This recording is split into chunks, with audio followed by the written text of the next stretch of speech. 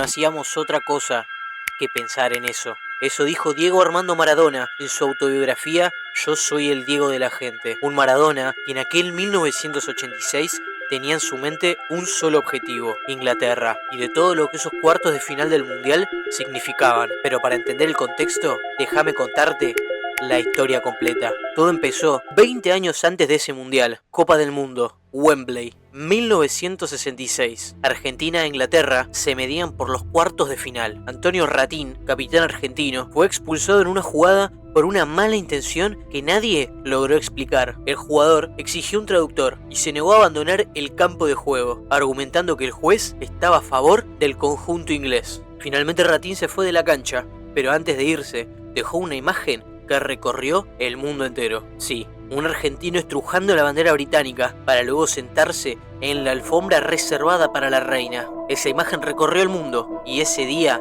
sin que nadie lo supiera, empezó algo que no iba a terminar jamás. 16 años después, ese algo dejó de ser fútbol. Estoy hablando de las Islas Malvinas, una guerra innecesaria, un país entero de luto por chicos menores de edad que dieron su vida. Nombres que hoy, más de 40 años después, seguimos recordando con profundo respeto y dolor. Y no hay ningún partido de fútbol que alcance para sanar eso. Pero cuando algo así le pasa a un país, se mete en todos lados, incluso en una cancha. 4 años más tarde, México, cuartos de final, otra vez Argentina e Inglaterra.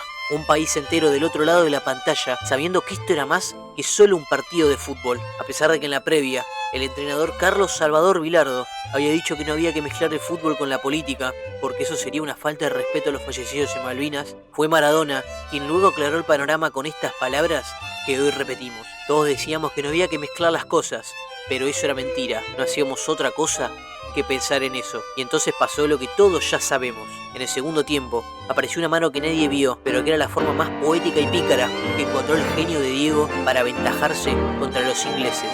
Y tan solo 4 minutos después, una carrera que empezó a la mitad de la cancha y terminó dejando a medio equipo inglés tirado en el pasto y con la pelota adentro del arco de Peter Shilton. El gol del siglo, el mismo jugador, el mismo partido, lo más bajo y lo más alto que se puede dar en este deporte, plasmado en un encuentro de 90 minutos que se venía gestando hace 20 años.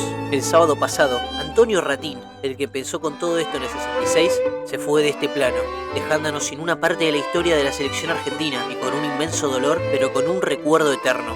Y esta selección, la misma que hoy sueña con otra final, va a salir el miércoles a escribir un nuevo capítulo de esta rivalidad. Ese día, por primera vez en la historia, Argentina e Inglaterra se van a cruzar en una semifinal de una Copa del Mundo. Nunca antes había pasado. 40 años después de aquella tarde en México, otra generación va a tener la oportunidad de volver a quedar en la historia. Esta selección ya es campeona del mundo y no tiene que demostrarle nada a nadie.